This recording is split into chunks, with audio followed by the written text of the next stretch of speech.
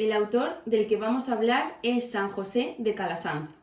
Nuestro trabajo se va a dividir en 3 partes. El primer punto vamos a hablar de la biografía y el contexto. En el segundo punto vamos a hablar de las aportaciones a la educación. Y finalmente, en el tercer punto vamos a hablar de las influencias anteriores y posteriores. Comenzamos con el primer punto. Nació en 1557, en Peralta. Se convirtió en el pionero de la escuela popular.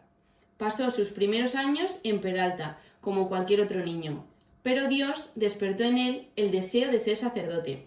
Comenzó un camino de estudios, viajes y experiencias.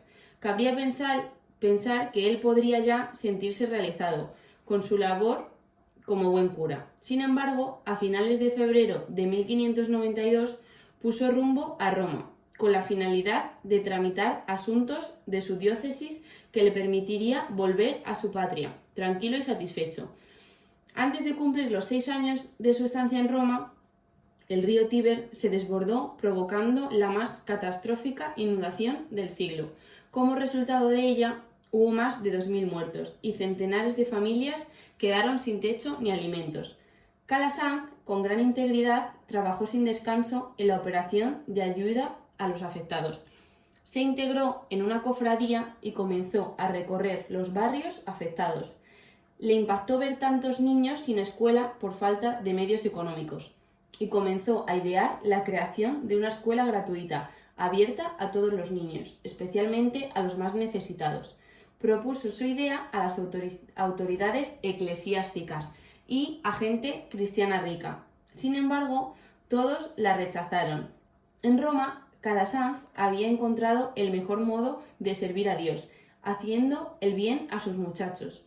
Siguiendo las inspiraciones de Dios, inicia la familia Escolapia, llamándose Pobres de la mano de Dios.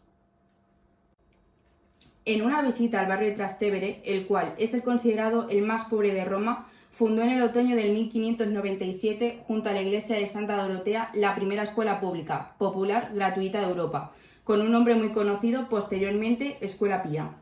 Los alumnos, pocos en un principio, no contaban con recursos para comprar el material escolar. Calasanz utilizó para esto el poco dinero que recibió en su trabajo con el cardenal Colonna. Con la ayuda de otros profesores jóvenes a los que contagió su entusiasmo, Calasanz dedicó desde aquel momento toda su vida a una misma idea: abrir las puertas de las escuelas a todos. La idea novedosa que introdujo José de Calasanz es la de enseñar a las clases populares en aulas con numerosos alumnos, 16, ya que hasta ese momento la enseñanza se limitaba a las clases impartidas individualmente o a pequeños grupos con un preceptor. Más tarde la idea sería seguida por otros fundadores y finalmente por los estados, que asumieron como propia esa responsabilidad. En el camino tuvo infinitas dificultades. Finalmente terminó trasladándose a la plaza de San Pantaleón, un lugar más grande. Tenía necesidad de encontrar maestros verdaderos y preparados. Para él, la escuela, la enseñanza, era una vocación, una misión. Calasanz nunca volvió a su tierra. Se quedó definitivamente en Roma hasta su muerte, en 1648. Sus restos reposan en la iglesia de San Pantaleón, en Roma. En una visita al barrio de Trastevere, el cual es el considerado el más pobre de Roma, fundó en el otoño de 1597, junto a la iglesia de Santa Dorotea, la primera escuela pública, popular, gratuita de Europa, con un nombre muy conocido posteriormente, Escuela Pía. Los alumnos, pocos en un principio, no contaban con recursos para comprar el material escolar. Calasanz utilizó para esto el poco dinero que recibió de su trabajo con el cardenal Colonna. Con la ayuda de otros profesores jóvenes a los que contagió su entusiasmo, Calasanz dedicó desde aquel momento toda su vida a una misma idea: a abrir las puertas de las escuelas a todos. La idea novedosa que introdujo José de Calasanz es la de enseñar a las clases populares en aulas con numerosos alumnos, 16, ya que hasta ese momento la enseñanza se limitaba a las clases impartidas individualmente o a pequeños grupos por un preceptor. Más tarde, la idea se iría seguida por otros fundadores y finalmente por los estados, que asumieron como propia esa responsabilidad. En el camino tuvo infinitas dificultades. Finalmente terminó trasladándose a la plaza de San Pantaleón, un lugar más grande. Tenía necesidad de encontrar maestros verdaderos y preparados. Para él la escuela, la enseñanza, era una vocación, una misión. Calasanz nunca volvió a su tierra. Se quedó definitivamente en Roma hasta su muerte en 1648. Sus restos reposan en la iglesia de San Pantaleón en Roma. El lema de las escuelas será piedad y letras, como verdadero desarrollo del niño, ya que exige atender a la dimensión espiritual, síntesis del verdadero humanismo cristiano, y a la formación cultural, único medio para llegar a ser libre. Por su superioridad religiosa como por su carácter moral, la piedad es más importante que las letras. Establece un plan de estudios que organiza a los alumnos por clases, con contenidos de aprendizaje precisos, graduados y completos. Se crea la Congregación de las Escuelas Pías. Gozan del apoyo decidido del Papa Clemente VIII y de la ayuda caritativa de numerosas personas de Roma. Aunque a veces había una clase de párvulos, en general la escolarización se iniciaba a partir de los 6 años de edad, pasando sucesivamente por 9 clases graduadas en orden decreciente. En la 9ª clase, los niños iniciaban la lectura con métodos silábicos y grandes cartelones que permitían una enseñanza colectiva. En la 8ª clase se enseñaba a leer de corrido. Los alumnos hacían lecturas individuales con el maestro y se corregían entre ellos. Las clases duraban 2 horas y media, por la mañana y otro tanto por la tarde. Cada 4 meses se hacía un examen general en todas las escuelas.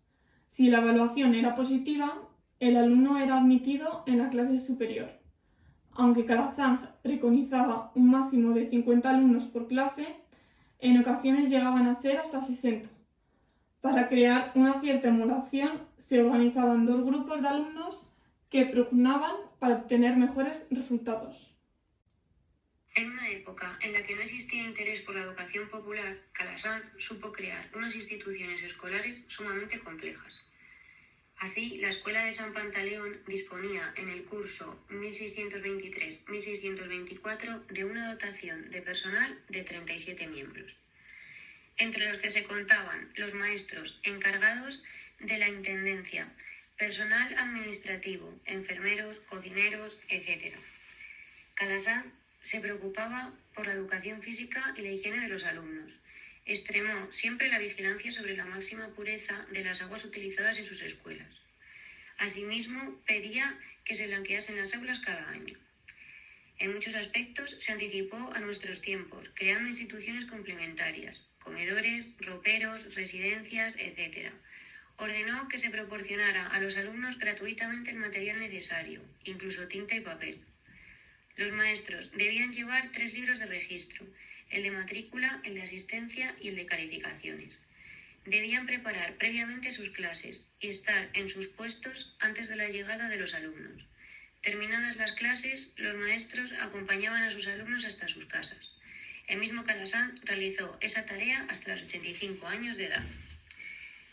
Aceptó únicamente maestros por vocación, de perspicaz inteligencia y buena salud, a quienes definió como idóneos cooperadores de la verdad. Les encomendó la búsqueda de nuevos métodos didácticos, sencillos, eficaces y en lo posible breves. Influencias anteriores y posteriores. Una de las influencias más importantes fue su madre, ya que supo educar a sus hijos de una manera prodigiosa, en la profunda religiosidad. Calasanz admiró también a Tomás de Campanella y al albate francés del Bosco, animando a sus religiosos para que sacaran todo el provecho posible de las enseñanzas de Galileo y Campanella, para elevar el nivel científico de sus escuelas pías. San José de Calasanz admiró a Galileo por una razón: constituía el conjunto de escuelas humanistas y el realismo pedagógico que él necesitaba encarnar en un tipo de escuelas dirigidas a la formación integral, pero desde siempre en la tradición humanista general, olvidadas de una formación más o menos profesional o de una utilidad inmediata, y sin embargo, en el caso de las escuelas calasancias, preocupadas por ella. En cuanto a influencias posteriores, nos encontramos con numerosos aportes educativos de la pedagogía de San José de Calasanz, que se extendieron por toda Europa y que continúan vigentes a día de hoy. Entre ellos, la distribución graduada de las clases también para la escuela primaria. Y ahora, para concluir, vamos a citar unas frases célebres de José Calasanz. Cuando los alumnos ven amor de padre en el maestro e interés de su aprovechamiento, van con gusto a la escuela, aunque no haya representaciones. Otra frase es: los jóvenes es ciertamente el mejor oficio, el más digno y más noble, el que tiene más mérito, el que más ayuda, el más necesario, el más natural, el más razonable, el más grato, el más atractivo, el más glorioso. Y otra frase es: pon todo tu esfuerzo en ayudar a los alumnos, sobre todo animando y motivando hacia su progreso personal a los más descaminados.